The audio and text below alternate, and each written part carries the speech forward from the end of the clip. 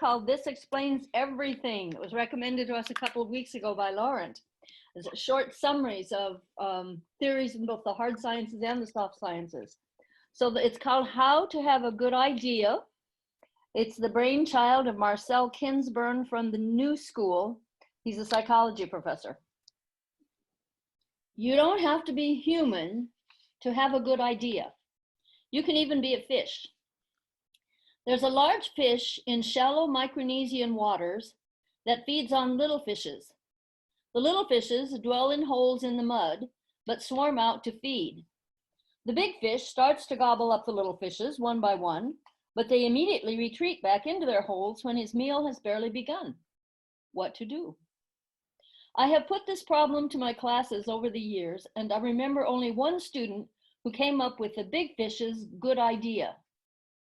Of course, he did it after a little thought, not after millions of years of evolution, but who's counting? Here's the elegant trick. When the school of little fish appears, instead of gobbling, he swims so low that his belly rubs over the mud and blocks the escape holes. Then he can dine at leisure. What do we learn? To have a good idea, stop having a bad one. The trick was to inhibit the easy, obvious, but ineffective attempts, permitting a better solution to come to mind. That worked for the big fish by some mechanism of mutation and natural selection in fish antiquity. Instead of tinkering with the obvious, eating faster, taking bigger bites, etc., junk plan A, and plan B comes swimming up. For humans, if the second solution doesn't work either, block that too and wait. A third floats into awareness, and so on, until the insoluble is solved, even if the most intuitively obvious premises have to be overridden in the process. To the novice, the good idea seems magical, a leap of intellectual lightning. More likely, however, it resulted from enough experience to help reject seductive but misleading premises. Can you get that turned off? Thus, the extraordinary actually arises step by step out of the ordinary.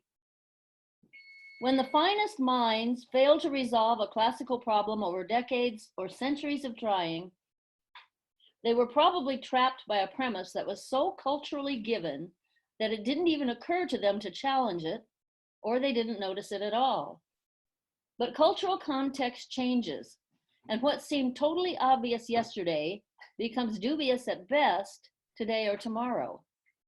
Sooner or later, someone who may be no more gifted than his predecessors, but is unshackled from some basic and incorrect assumption, may hit upon the solution with relative ease.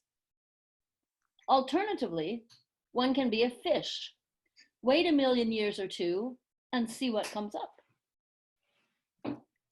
Andony Melathopoulos is an assistant professor of pollinator health extension in the Department of Horticulture at Oregon State University.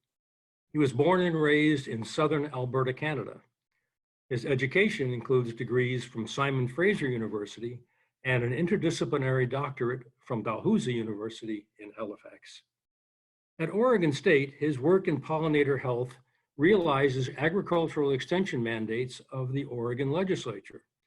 Included are work with land managers to reduce pesticide exposure to bees and increase bee habitat, organizing a statewide native bee survey, the Oregon Bee Atlas, and outreach to Oregonians on bee biodiversity. He sits on the steering committee of the Oregon Bee Project, which coordinates pollinator health work across state agencies. He describes Oregon as an epicenter for work with bees and a uniquely desirable place for a pollinator specialist. Andony brings to his work his strengths as educator and humanist. His interest in bees and pollinator health is a way that brings him closer to and expands his understanding of his greater interest, people. He is committed to extension because the Extension Service itself was established to help people become independent, providing them with a learning pathway to expand their opportunities. When time permits, he pursues his interests in social theory. Rousseau, Adam Smith, Kant, Hegel, Marx, and others, he identifies them as the freedom thinkers, are his particular interest. He notes that they would draw inspiration from Bernard Mandeville's 18th century satirical poem and essays, Fable of the Bees. And then he starts with bees and ends with people. And he starts with people and ends with bees. His interests come full circle. Our talk today grows out of his observation that although pollinators are necessary for food production, very few farmers invest in pollinator habitat. Why is it so difficult to get pollinator habitat into Oregon landscapes? Thank you so much. That was a wonderful introduction. No, that's Yes. great. Okay, well, thank you so much. And I really appreciated the reading to start the meeting off, because I do think, you know, those insoluble problems that you go down wrong paths. I remember one philosopher calling them thought taboos. Those require reason to get through. And I do think the problem that we're going to be talking about today is not an insoluble one, but does require kind of understanding the context of moving through. So I'm going to talk about the obstacles that we currently face in increasing bee pasture or bee habitat in Oregon. Let me see if I can figure out. Okay, so we all know that there are issues with bees. There's a combination of factors we now know. There's parasites and viruses that bees are exposed to. Bees are increasingly in heavily managed land, so they're exposed to pesticides. But there is also this issue of nutrition, what the bees need to eat. In Oregon, we have sort of attempted to deal with this through the legislature, and you can see here Representative Reardon holding up the strategic plan of the Oregon Bee Project. The Oregon Bee Project is a collaboration between OSU Extension Service, Department of Forestry, and Department of Agriculture.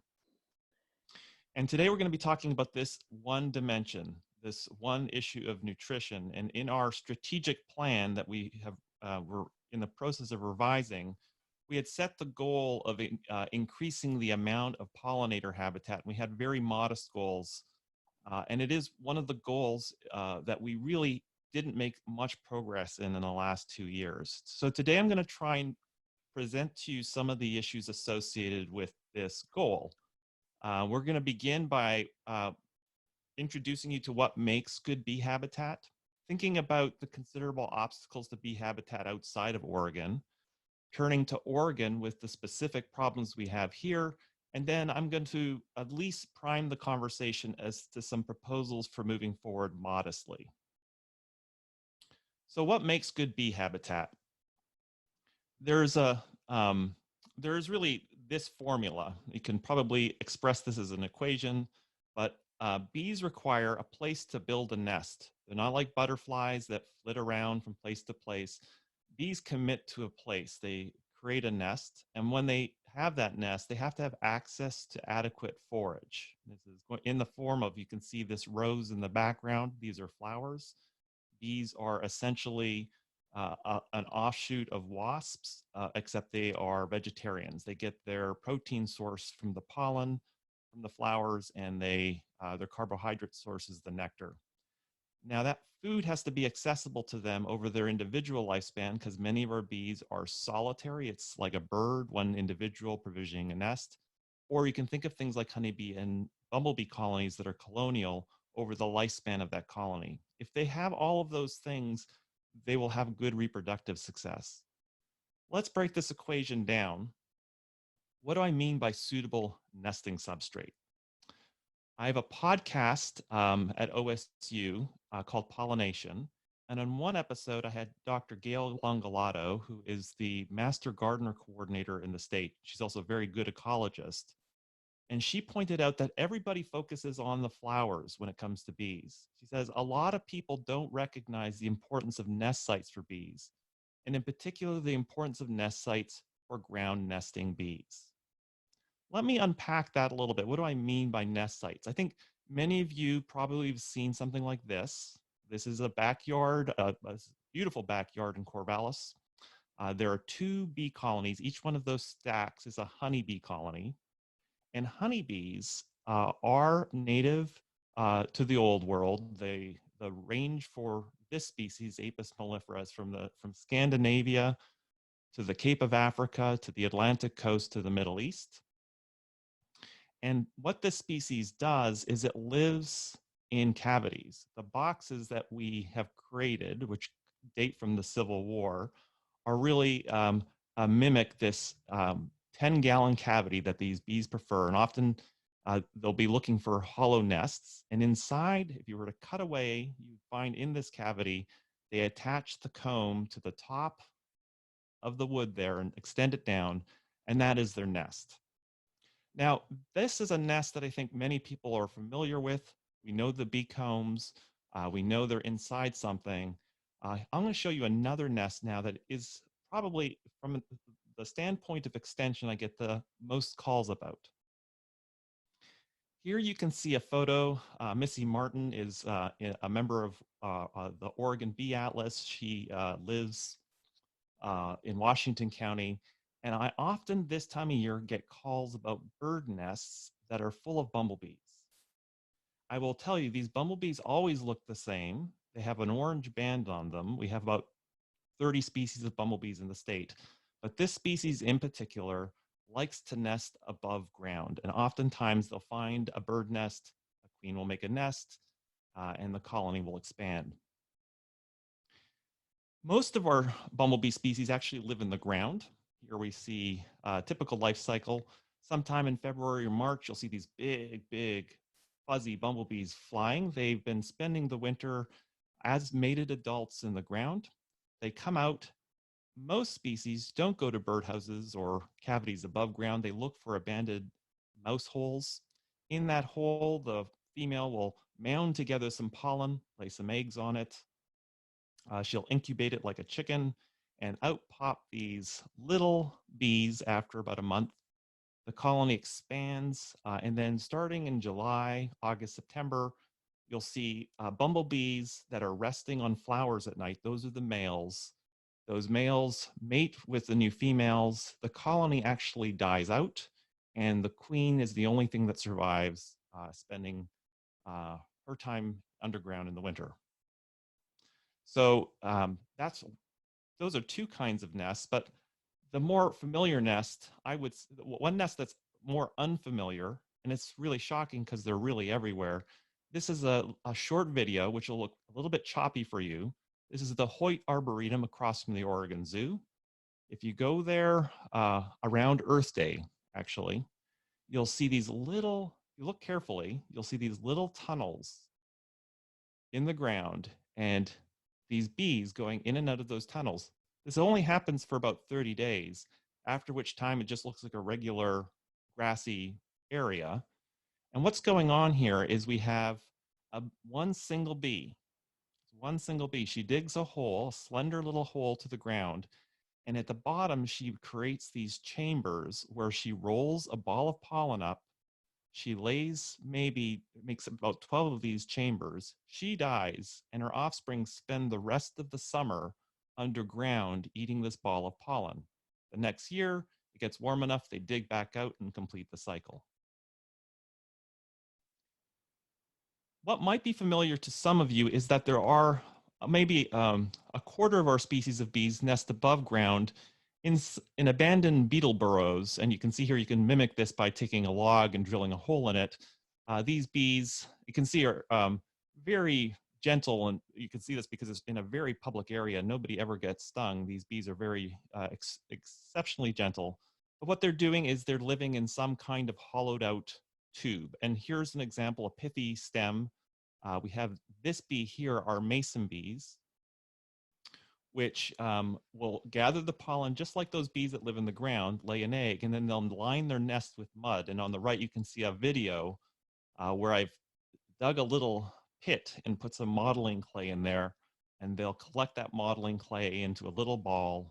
You can see the one female here, perhaps, probably a little bit patchy for you on your videos, but there she is. She's rolling that clay up into a little ball, and she's going to fly it back home and line her nest to protect it, to prevent parasites from coming into the nest. And when she gets home, it doesn't have to be a piece of an abandoned twig. You can make chambers with just a router. They'll nest in that as well, as long as the right size. She's going to line that nest with this mud to protect it because she's going to die. And the rest of the year, those bees are going to develop in that tube. So we've covered this. The bees are nesting in a range of different places. And from these nests, they have to find food over their individual and colony lifespans to be successful. Now, with honeybee colonies, this is a well-established practice. Beekeepers have learned if you have a lot of food, not only is it going to grow the colony, but you make an excess in terms of honey. And beekeepers know that if you want to do this, the most efficient way to do it is through leguminous plants like clovers, vetches. Historically, people have done these studies where they look at how much excess nectar is produced per acre. And you can see things like alfalfa will produce 500 pounds of sugar per acre. So this is, you can imagine 1 pound is one of those bottles. So there's 500 bottles of honey produced off an acre of alfalfa. Andony, Yes. do you want us to hold questions for the end? I think we'd be fine to, you know what, what I'll do is when I get to the end of the section, I'll just hold your questions and then we'll not take them all at the very end because it's probably too much material. Okay, thank you. Okay. The one thing I will say about this is that this has effects on the bee colonies. This is a little study from North Dakota, and they have bee colonies that they put into 2 different places from May to October. You can see the green dots they're put in these areas with a lot of clover. And the orange dots is where they're put in places of high intensity agriculture. If you look in October, after they spent the summer pasturing, and you look at how many adult bees are in the locations with that high density of leguminous plants, there's just a lot more bees in the colony. And the bottom graph right here, this is the size of the nest. The nests are bigger. And when you look at them the following winter, the bees just come out much stronger if they've spent the summer in an area with a lot of leguminous plants. I think this is a good point. If there are any questions, I'm going to make a transition here. Does anybody have any questions about the bee biology or any of these? Yeah, I was gonna ask, is there information where we could go, or the timing? It sounds like certain bees are out pollinating, certain species are out pollinating at certain times of the year. Do they overlap, or is there kind of a ecological transition to where certain species are pollinators at different times of the year? Yeah, that's a great question. We have, I would say in Oregon, there's 2, at least in Western Oregon, there's 2 pulses. There's the spring bees, and then there are the summer bees, which you're going to find from July onwards. So the spring bees start around March, April. There's a diversity of species that are sort of, you'll see them on the shrubs, you'll see them on willow. There's a number of really important plants. But then as you get into the summer, when you get a more aster-based plant community, the bees shift over. And so, but we're talking about a lot of different species. In Oregon, we know we have upwards of 500 species of bees. So there's always somebody popping in and out. Often, many of the bees have 30-day lifespans as adults. Hmm. And so, right now, things like the mason bees, and some of our those bees that you saw at Hoyt Arboretum, they're completely done. But there's a host of new bees that are starting to pop out now. Okay, I'm going to move on then. I'll have another opportunity for questions after this next section. But I do want to make the case that bees don't eat the same things. And I think oftentimes when you go to a nursery and they say this is a good bee plant, it's unclear what they mean. And I'll come around to that at the end of the presentation. A good example of this is in a couple months, you'll see your black-eyed Susans will be up, and you'll have oftentimes blooming, nice landscaping features to have Russian sage alongside it. And if you go out and just make some simple observations, you'll notice that the bees on those two plants are completely different. So if you go to the Russian sage, you'll have things like honeybees and bumblebees. You'll also notice perhaps these bees that are black and gray. These are leaf-cutting bees. All of these bees have very long tongues, and they're the only ones that can access the Russian sage. In contrast, the black-eyed Susans will attract a whole host of other bees. Some of them really specialized on pollen from composite flowers, which for some bees is somewhat indigestible. You'll see, here's another example, a currant. There's only one bee that can get its tongue down a currant corolla. It's very long. A big bumblebee queen will be the only thing that you'll see on this flower, even though there's many other bees around. Only one bee will be using this flower. I also want to draw attention, we have a great podcast episode with Jim Kane from the USDA in Logan, from the Bee Lab in Logan, Utah. We have two bees, the sunflower bees, which are these bees on the right with excessively long antennae. If you're growing sunflowers, you'll see these bees and they'll almost always stay on sunflowers.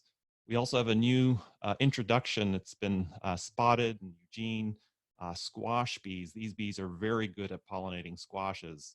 And so there's a lot of ways in which bees don't go to the same flowers. And if you're thinking about building bee habitat, it also requires some attention to what these bees like to visit. To get this point across, I'd like to draw attention to work from my colleague, Dr. Sandy DeBano out in Hermiston.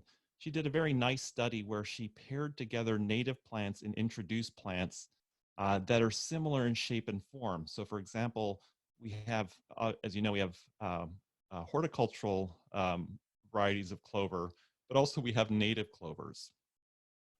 And what she found is that the bees partition themselves really strongly around the shape, the plant family and the shape of the flowers in that plant family. So for example, if you go to the clovers, this purple line indicates these are very common bees. These bees are clumping together, and they're clumping together around the fact that they like vetches and trefoil and clover. They like leguminous plants. Whereas these bees over here in the orange circle are going to things like gumweed and yarrow and aster. So to be able to capture a wide variety of bees, you have to think about where those bees go to. The practical matter is illustrated in this next slide. This is a study done in North Dakota where they looked at data on what flowers bees visit, and they tried to create seed mixtures to attract the widest range of bees. And you can see the first graph here, when they looked at native bees, the graph is of the number of wild bee observations.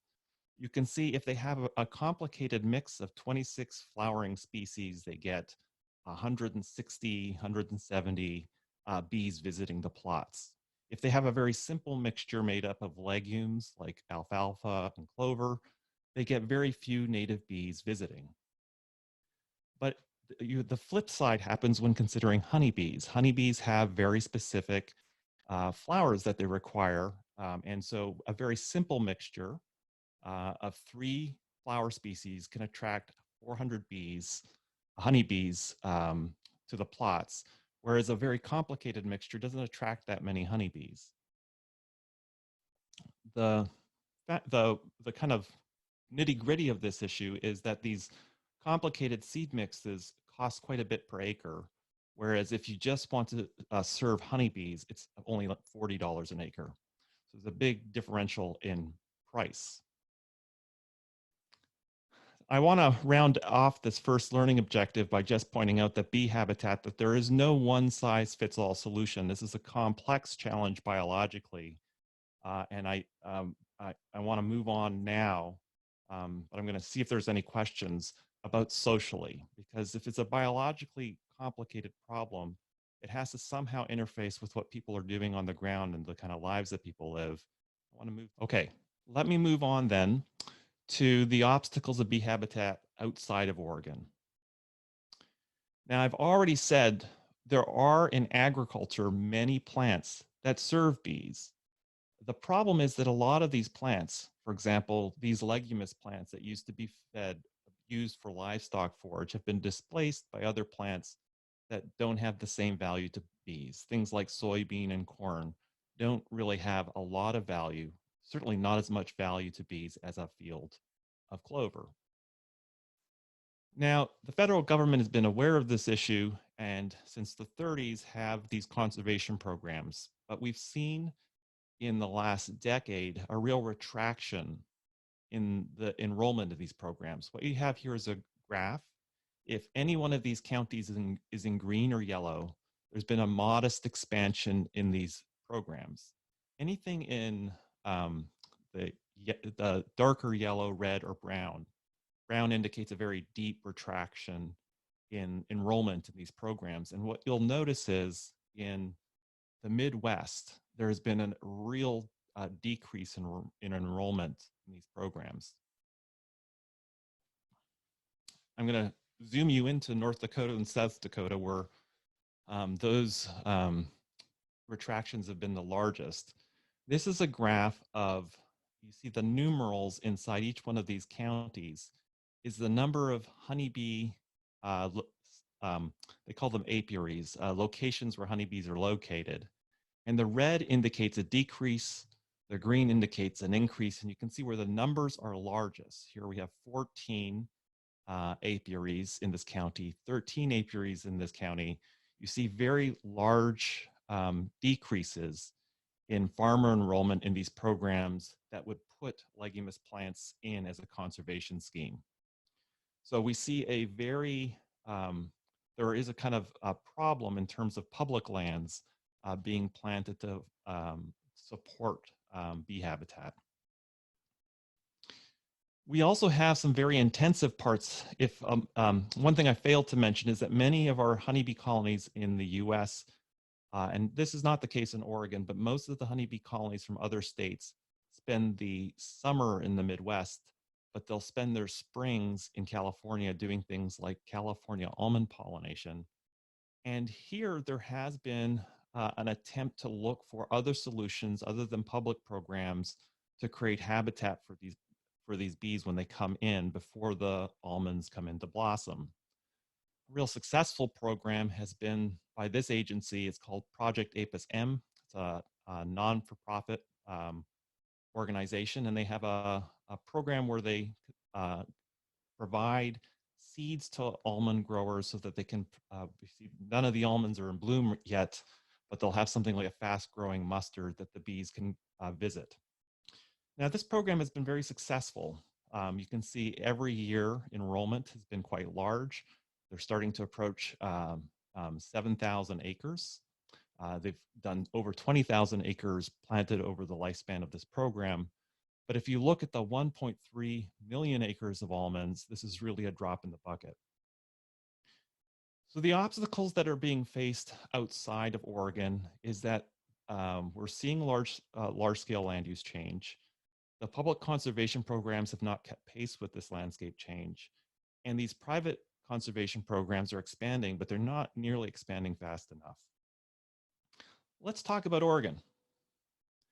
Oregon's not a bad place for bees. In the spring, here I am in mid-Columbia area. We've got our fruit trees. You can see honeybees gathering pollen from cherry here. Some of you may have noticed this is starting to finish now, but we also have this wonderful oilseed meadow foam up and down the valley. Tremendous value to both honeybees and a lot of native bees love this plant.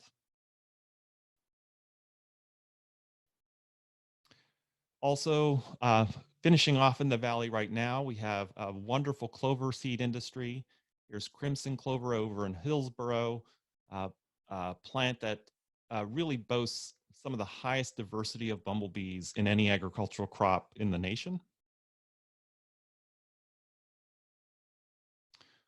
We also have a great specialty seed industry. And here you can see this is over McMinnville. If we're going to pan up out of the sunflower field, which is being grown for seed. But you can see the rest of the landscape is dry and brown, and this is the only thing in bloom. And so if you go through this field, you'll find many, many native bees visiting it, pollinating the crop, but also helping them establish and build their nests. So Oregon doesn't have some of the challenges that have occurred in the Midwest, but we do have challenges that are somewhat different. The specific challenges are, we have a couple of crops that are really expanding through Western Oregon that really don't offer any value to bees. One of them is vineyards, which I appreciate our vineyards, but you can see from 1986 to 2010, a quadrupling of the acres planted to vineyards. Hazelnuts are another industry that's exploding through the valley right now. You can see the light brown bars by county was the fully mature orchards that we had, but you can see the new acres that are being put on in the brown and light brown categories are really accelerating. We're going to be doubling the size of the hazelnut industry in the valley. And hazelnut pollen is valuable to bees, but for the rest of the year, it's not. So in February, when most of our bees are out of the state, hazelnuts will produce a catkin, and honeybees will collect pollen from them. For the rest of the year, they don't provide anything for the bees. And the most recent explosion has occurred in hemp acres. In the last farm bill, there was an exemption on hemp, allowed people to plant acres of, to plant hemp. And there's really been an explosion in the acres of hemp. And this is another crop that provides no value to bees.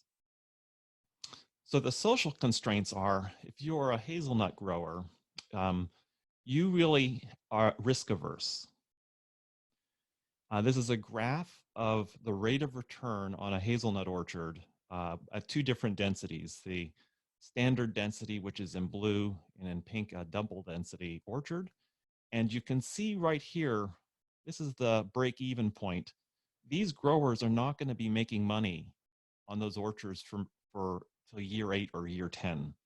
And it's a very expensive crop to plant. So they are facing a high-risk situation, which makes approaching them about something like pollinator habitat needs to be nuanced and needs to sort of fit within this system.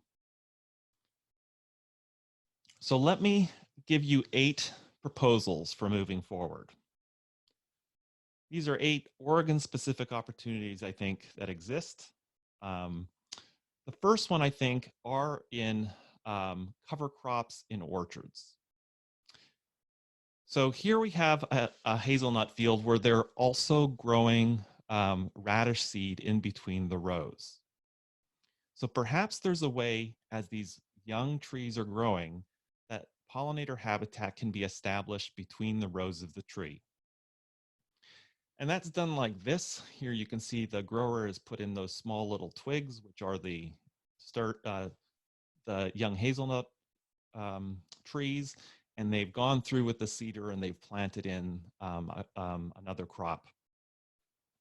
Now, I've talked to growers and they say there may be an opportunity here because that radish seed can be a source of income as the orchard is growing. But I've heard on the other end of things that it can be hard on the trees to harvest another crop alongside them.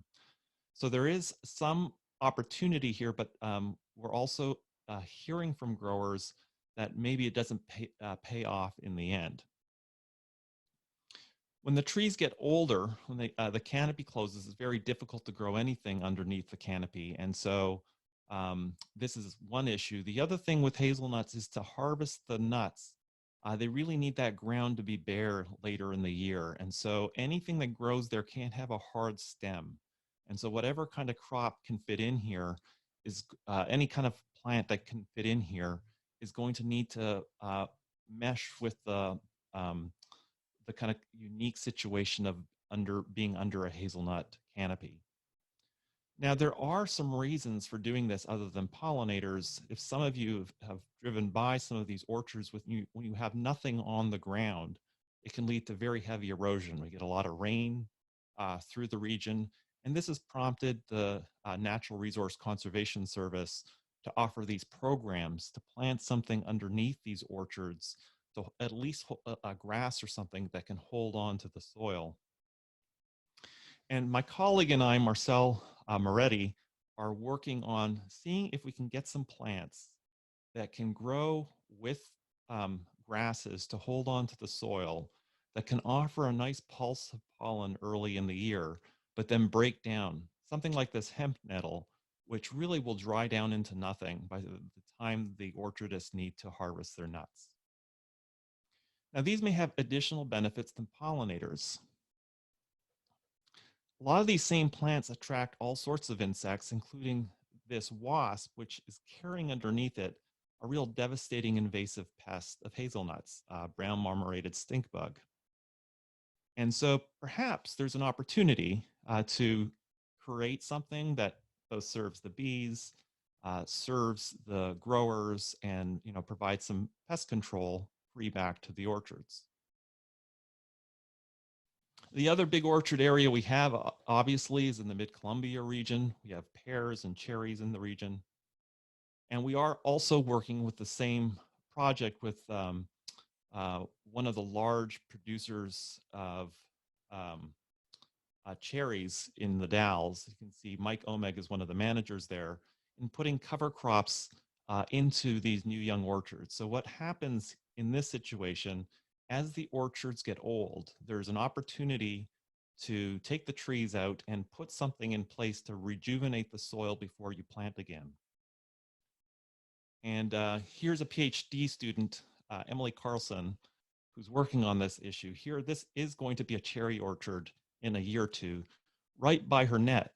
In fact, you can see a little pile here where they burned all the old trees, and they go in and seed with these mustards, rejuvenate the soil, provide some habitat for bees before going in and planting again.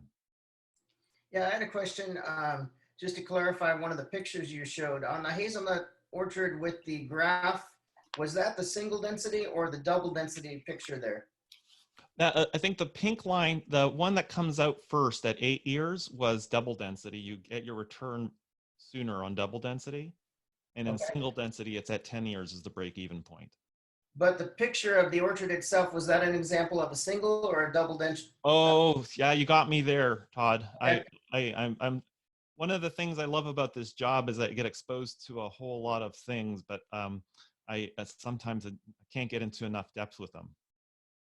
Okay, thank you. I think you may have answered my question, but I was wondering if some of those cover crops didn't actually deplete from the soil some of the things the trees actually need. Well, that's a good question. I'm not that clear on it. The one thing I do know, one of the reasons they are planting is for root diseases. And so there's a lot of work now with mustards as biofumigants. So they work against a lot of soil-borne diseases. So I don't know in terms of like, do they need to amend the soil afterwards? But there is a case that it breaks up the soil, especially with those big roots, and then sort of cleans it up so that they don't have these diseases carry over. Okay, I remember, I don't know how many years back, but especially back east, there was a big die-off for bees. Do you know what happened, and did they ever find out what caused that? Yeah, it comes back. That's a great question. It comes back to that first graph. It is a combination of factors. And so the nutrition is one of them for sure. But there's also pesticide exposure as well. The bees face a lot of parasite problems. Good question. Parasites. Okay, I'm going to move on to another opportunity, and that is headlands. Here we are again back in the Dalles, and if some of you have been in the Mid-Columbia region in April, there's a wonderful balsam root plant community that comes up, and you can see it's right up against the orchards.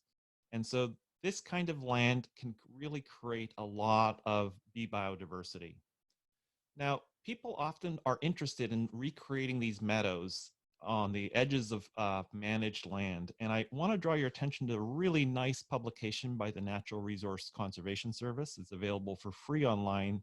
It's called How to Choose a Good Pollinator Seed Mix. And what was really great about this work, which is headed by, you can see here, Amy Bartow at the Plant Material Production Center in Corvallis, is she planted a number of plots, and what she noticed is that a lot of the seed mixtures are heavy to some plants that have relatively inexpensive seed, but really lose that plant diversity over time. So you can see two examples here. There's Amy in the middle. She's standing by Mace Vaughn from the Xerces Society.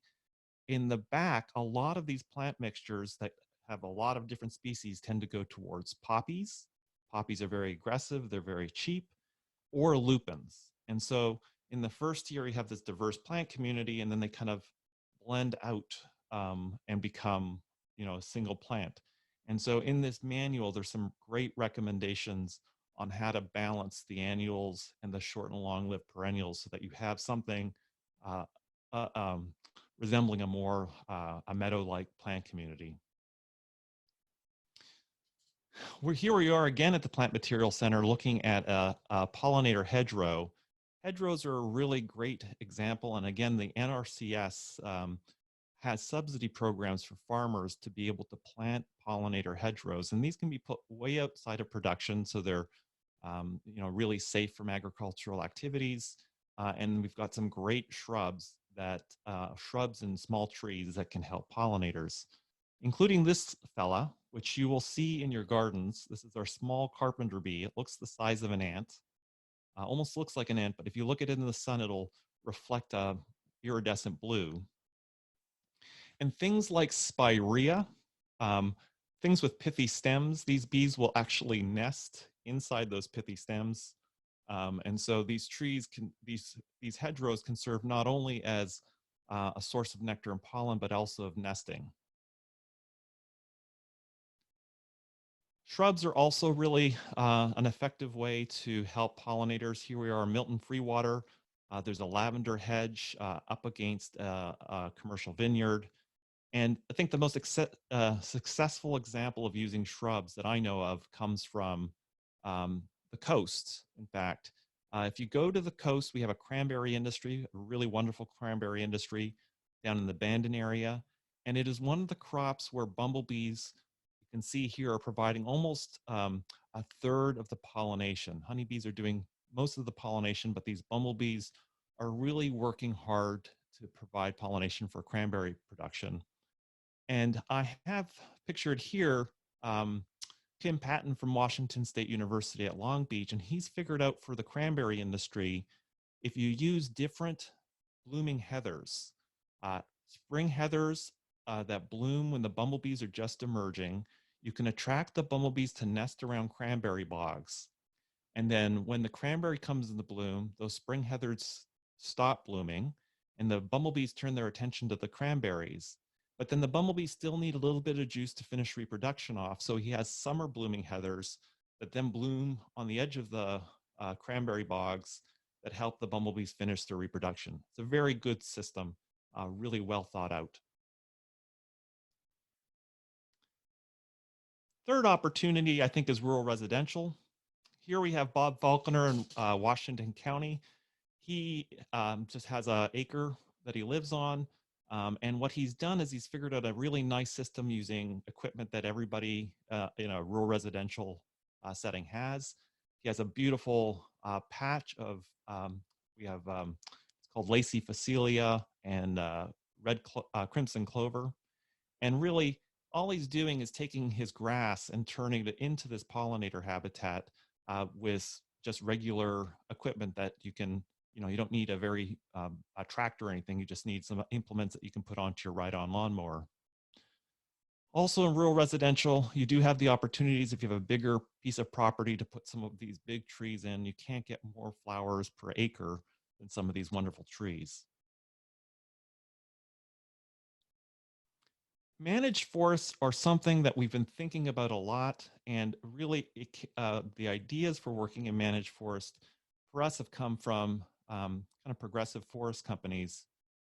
Hampton Lumber over in Astoria, the owner was really inspired to help bees, and he hired Jed Arnold to really think about how to create, after you do a cut, how can you create pollinator habitat before the canopy recloses? And, you know, Jed did some experiments where he tried to seed into these cut blocks, and it was a real failure. Those trees didn't come up. It didn't work real well. But Jed is a really progressive, thoughtful forester, and he noticed that he had these burn piles, and that if he seeded into the burn piles once they cooled, he could create really beautiful, weed-free, vigorous stands of pollinator plants in and amongst these forest patches. He's doing more experiments with this right now, but it really shows that when people on the ground can think about these problems and work through them, they can really use their reason to solve problems which seemed insoluble. I've got 3 more to go here. Let me just quickly go through them. The one is roadsides. We do have a podcast with Bob Marshall from ODOT, and some of you in the old days when we were stuck in traffic would have been stuck on the 205, and you would have seen these Russell hybrid lupins on the guardrails. And ODOT does have a number of pollinator initiatives across the state, including one on the US 101, which was community driven. So the community wanted to create some pollinator habitat on the Central Coast from Newport to Walport. ODOT sat down with them. They identified 120 locations. They narrowed it down to 30 spots where they're creating pollinator habitat. ODOT faces a number of obstacles. The one is mowing. They have a real short window in the valley for mowing. Early, it's too wet to mow. Late, there's a fire hazard. So really, they're looking for places to create pollinator habitat that's sort of out of that mowing zone. And 2 places in particular are these steep slopes that they have where they can't get the mowers on, or guardrails. And again, the cable barrier on I-205 is one really good example of this. The other thing is that they get a lot of complaints. So ODOT, when they leave plants to go to flower, and they go to seed, which is really important in maintaining those plants, people think that ODOT is neglecting that area. So, you know, this is a great stand of wonderful pollinator plant in the borage family that after it goes to seed, it looks a little bit weedy. The trick to this from ODOT's perspective is to put some signage up so that people know this is actually intentional. This has been done really well in North Carolina, but also there's down in Ashland, they're starting to work with the community, putting up some signage for creating way stations for monarch butterflies.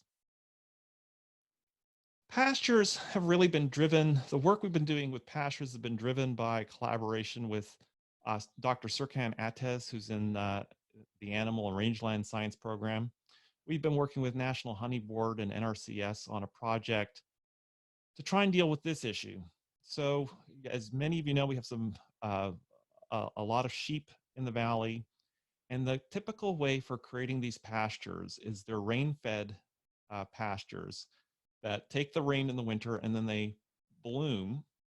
And then in the summer, these clovers die out. They essentially go brown. And through the summer when it's dry, there really isn't anything growing. And so the idea that we had is, what if we planted in some perennial legume plants in this summer period, and they could bloom, providing food for the bees at a time of year that's very dry in the valley. And then later in summer, they can be grazed down, providing an additional grazing that wasn't there before. So you'd be able to serve both bees and sheep in land that was previously sort of considered unproductive. And so we've been doing trials like this over in Sweet Home. You can see May 31st, the sheep were taken off. And you can see on the left, the industry standard, this annual pasture. It's going to dry down. It's just going to go to sleep for the rest of the summer. But when we plug things in like red clover or chicory, you can see these plants really are drought tolerant and will come up with no moisture and actually bloom during that summer months. And some of these plants have proven to have quite a bit of sugar in them, like bird's foot trefoil or sandfoin, this beautiful pink flower, or these chicories. that the bees really love and really mob them when they open in the morning. So we're going to be looking at trying to create more systems like this in pasture systems over the next year. Two more, urban gardens. I'd like to say that there's some great urban gardens around Oregon, almost mimicking native plant communities. People can create, recreate. There's such small pieces of land, you can create some very great habitat for bees in a small area. The problem is it's very confusing. There's this great paper that was put out recently that looked at the proliferation of plant lists for pollinators. There's many lists for pollinators, but many of them don't have research. They're based on anecdotal observations. So as a homeowner, you're really not sure what to plant. We've been trying to deal with this at OSU. This is Aaron Anderson, who's been doing some great work evaluating different plants in these plots to see their benefit to bees and other pollinators.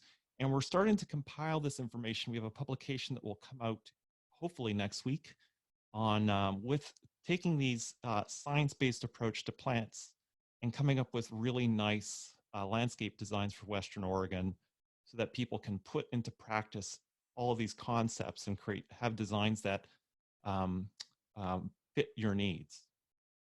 I've got these really great list of plants that you can plug in, and also shows you the color. It gives you information on their growing conditions and the kinds of pollinators that they expect to attract. And let me conclude now with the thing that I'm most excited about is the 8th opportunity, which is the Oregon Bee Atlas. Now, the Oregon Bee Atlas is really, I think, in the spirit of the humanists, in that we want regular people to go out and explore.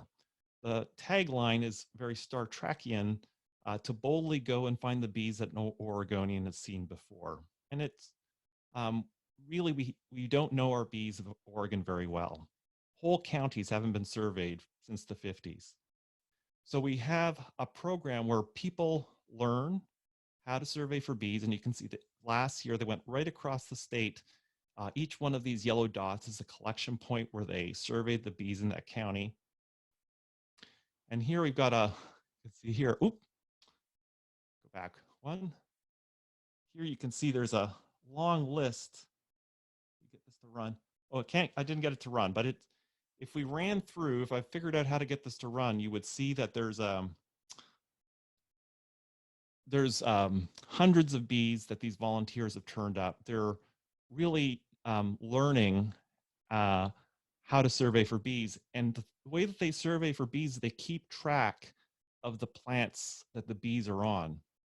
And so we're building a really remarkable database of the plants that different bees across the state visit and like. These volunteers like Debbie Vermicombe go across the state and provide education back to people about how bees nest.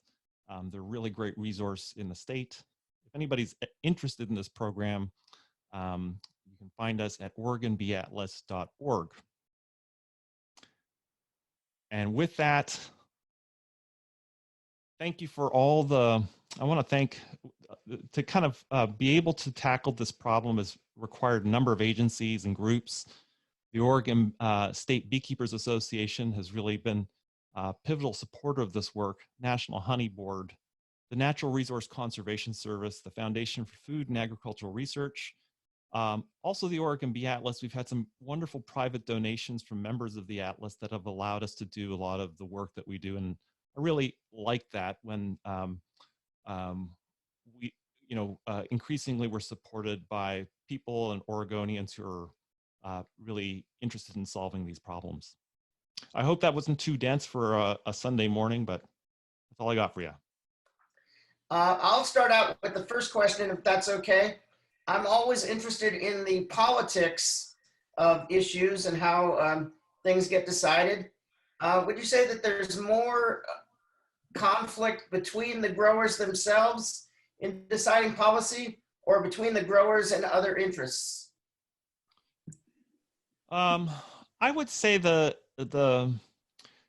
growers have concerns about pollinators. There's all sorts of there's the threat of regulation. There's the threat of taking, a lot of the growers in our state are they're small industries, and they don't have access to the kinds of pesticides, for example, that corn growers have, and they're always worried about losing them. And so I would say that there initial trepidation around pollinators in the ag sector, but we've worked really closely with them. We've sat down, for example, with the clover industry. We sat down with them, the crop consultants, the beekeepers. And, I remember going into that meeting, everybody was a little bit nervous, but, they left the meeting saying we didn't know any of this stuff about the bees. And we hammered out an agreement with them where they were really pleased. So a lot of these things, I think there's the perception of conflict, but oftentimes, and I think this is where extension excels. It's just like, well, what's the fear here? Let's not be ruled by that. Let's deal with the concrete issue. And I think there's a lot of opportunity to move forward. Okay, one of the ones is, can you repeat the podcast name that you made reference to? Yeah, of course. It's at with the OSU Extension Service. It's called Pollination. So, Okay. yeah, a pun. Okay, and then somebody said they're interested in the publication when it's available. So, and Joyce has a question. Joyce? In my neighborhood, my next door neighbor has bees. I think there are three other beekeepers in the neighborhood. Nothing on the scale of what you do agriculturally, but by doing this work and increasing the population of bees, are we just inviting that killer, I can't remember whether it's a hornet or a bee, that has come into Canada and northern Washington to destroy bees? That's a great question. I'm glad you raised it. So the hornet, it's in the news again because we hadn't seen it since the sightings last year, and there's been 2 sightings, one in Washington and one in British Columbia. And so the hope is that the hornet is contained. The big issue with the hornet, I've tried to catch up as much as I can on this hornet. It'd be one of these. It's not like a yellow jacket that, as far as I understand, that's going to come to your barbecue and harass you. But if you're a beekeeper, they can cause a lot of damage to the bee colonies. And so it could be a big drag on honeybee colonies. It's less clear to me the effect they'll have on the hundreds of other species we have in the state. And my sense is that it may not be an additional problem that what already goes on with yellow jackets and native bees that are also preying on them. So, but I think for the beekeeping industry, it is something that is of concern. But I think planting a garden in your planting for pollinators in your backyard will actually help the situation. Obviously, if there's some kind of stress on bees, having more flowers allows them to reproduce and keep on top of things. So having more opportunities is great for the bees. In addition, there's something delightful about when you start to learn some of the basic bees that visit and you see them there, that curiosity that comes with natural history and observing patterns. It really is a kind of rabbit hole that can take you down quite a long ways. You mentioned a pamphlet about how to get the right kind of seeds for your backyard, or Yeah. What I have 2 questions. So that's one. What is that? How do you find that pamphlet? It's available online, as is the gardening manual as well. I saw a question. It'll be available online soon. It's called How to Choose a Good Pollinator Seed Mix.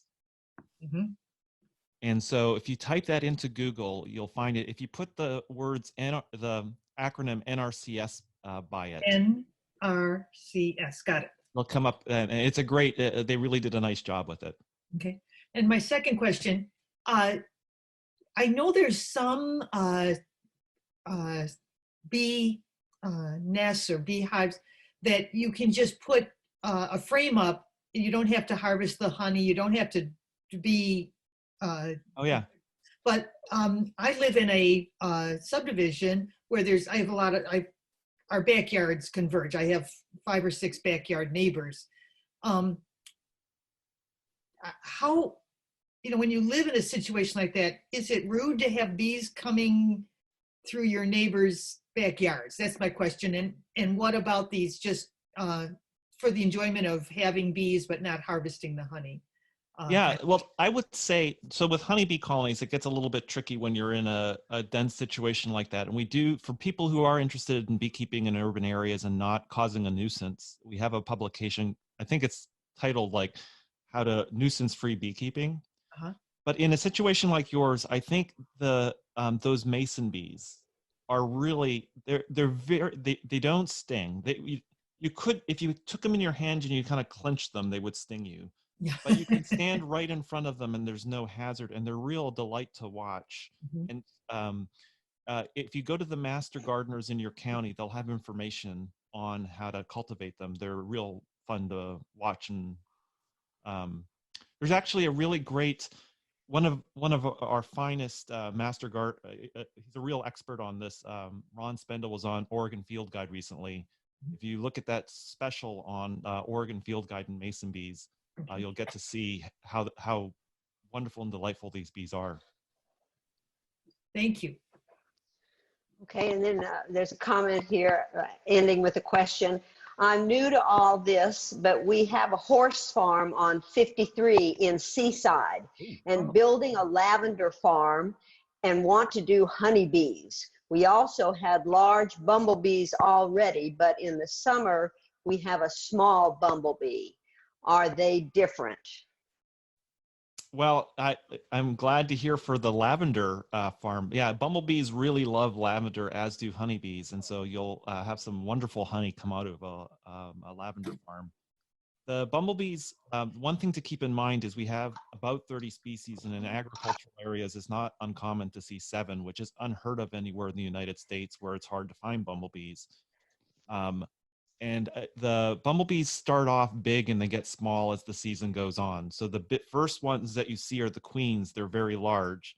And then you may see the exact same color pattern in 2 months later, but it's tiny. And those are the workers. And so the bees actually, the size can be a deceptive. It might be the same species, but it's just later in the season. A lot of comments thanking you for a wonderful hour on bees. We appreciate you. Oh, James has a question. James? I have 2. So, Andony, what should we Google for the publication that you guys are putting out that you said hopefully will come out next week? Like, how can we get to that? Okay, it'll be at the OSU Extension website, and what the title is. It's a little clunky. Maybe we could have made it snappier, but it's Enhancing Urban and Suburban Landscapes to Protect Pollinators. If you type that in, you'll hit it right away, and it's a free PDF. So great, that's so awesome. Enhancing Urban and Suburban Landscapes to Protect Pollinators. Okay. And then my second question is, I don't know if you have, I'm kind of local to the coast. Is there a way that I could get contact with Jed Arnold? Oh yeah. I think absolutely. And I think Jed does a lot of like outreach on pollinators in the Astoria area. So okay. Yeah. Send me an email. So I'll type my email into here. Thank you so much. Chat box, and I'll connect you.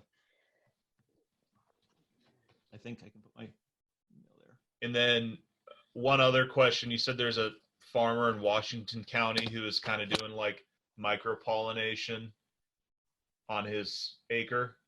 Oh, yeah. Could I possibly get his information as well? Yeah, send me a note. He's actually a member of the Washington County Master Gardeners, Bob Faulkner, and he's a real resource in the county for all those things. Yeah. Okay. Okay, we have a question from Al. Oh, okay. Question: you mentioned in European species of bees in North America here. And I wonder, why do we need them? Why don't we just have the kind we already had? Before Europeans came to North America, North America had just about a world monopoly on most of the vegetables, all the peppers, all the corn, the tomatoes, all that stuff, the potatoes. It all grew here before the bees came from Europe, I think. Why do we need European bees? That's a great question.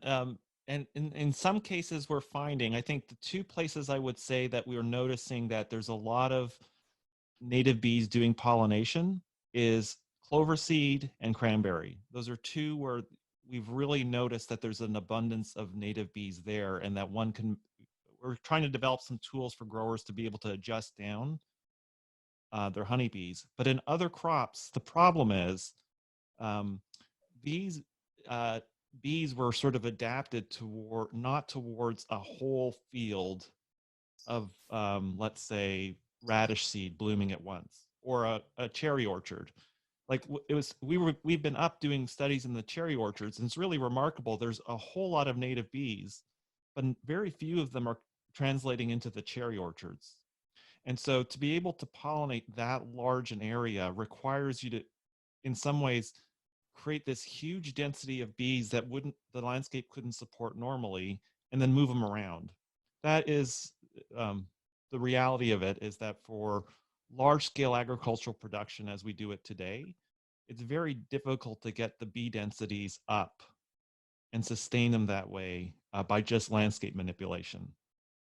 Although there are some opportunities, so one shouldn't be close to it. I like the comment at the beginning, the reading at the beginning about seductive and misleading premises.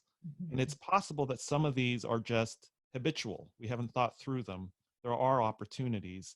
And I think one needs to have an open mind towards the extent to which native bees can play a bigger role, but not be, but it's going to require thought and experimentation.